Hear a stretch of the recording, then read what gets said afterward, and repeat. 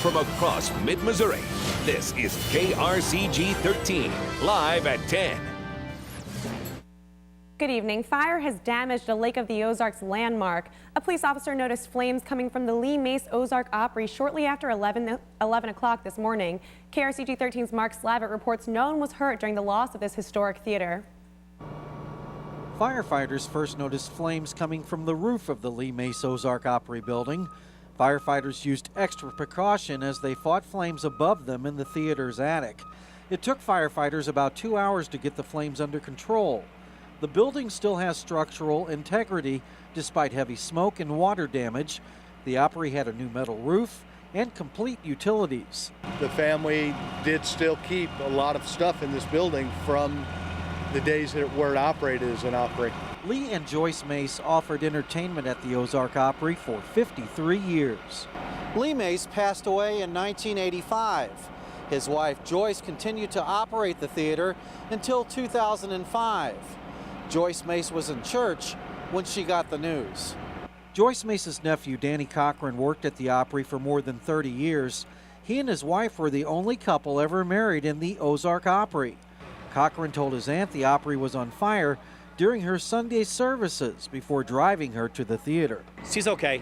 She's a strong lady. She's an extraordinary lady. She's one of a kind. Gene Williams is a relative of Joyce Mace and handles her business matters. Williams says the loss of the Opry turns another page in the Lake of the Ozarks history book. It's kind of one of those I still can't believe it kind of losses. It's an icon in the community and a historic, sort of a landmark building, if you will. And so it's a major loss and quite significant, I think, to the community as well as to the family. Fire investigators are still trying to determine the cause of the fire and the amount of damage. Mark Slavitt, KRCG 13 at the Lake of the Ozarks. The Ozark Opry TV show ran for many years right here on KRCG 13. We asked you on Facebook what memories you have of the Ozark Opry. Like us on Facebook and join in on the conversation. And now, your KRCG 13 Storm Vision First Weather. Well, we have had some showers and thunderstorms moving across the area, even a couple rumbles of thunder here at our studios. A couple of those storms were severe. We did have a severe thunderstorm roll through the southern part of the viewing area, but that has now exited. It did drop some golf balls, so kind of a heavy impact storm, but it has moved out of the area, and I do expect some more rain to move into the area tonight, but I don't think many of these storms will be severe. They could be a little bit strong though, with some small hail and some gusty winds. You can see that low pressure system. We are in that warm sector, giving us a lot of juice to fuel these storms, but I think most of them should be out of the area by tomorrow morning and give us a little bit of a break, though we do have more chances of rain and storms coming up later in the week. Right now in Columbia, the rain has not come yet. It is 61 degrees there. We are 61 in Jefferson City with some light rain, and at the lake we are 61 as well. Of your extended forecast coming up after this. Thanks, Jessica. Jefferson City detectives are investigating a body found this morning under the overpass at West McCarty and Industrial Drive. Police say they were called to the scene around 8 a.m. and found the body of a 39-year-old Jefferson City woman. Initial investigation did not reveal any signs of struggle or foul play. They're withholding her identity pending family notification.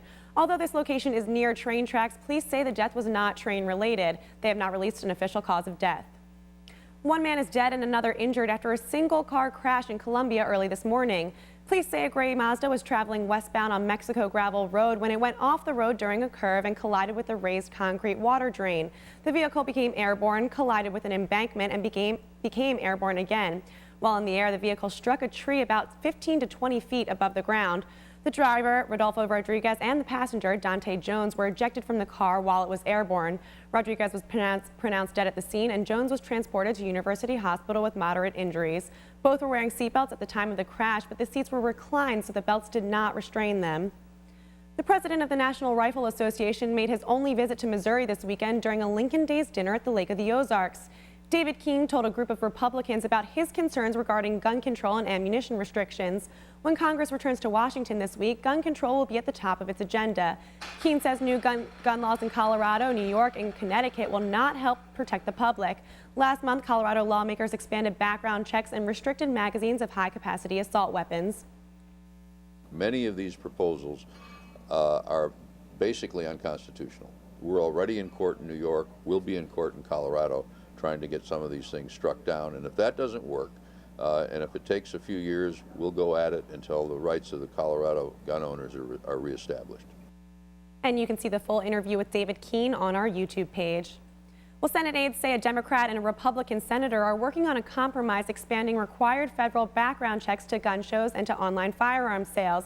If an agreement were completed, it could represent a significant breakthrough in the effort by President Obama and his allies to restrict guns.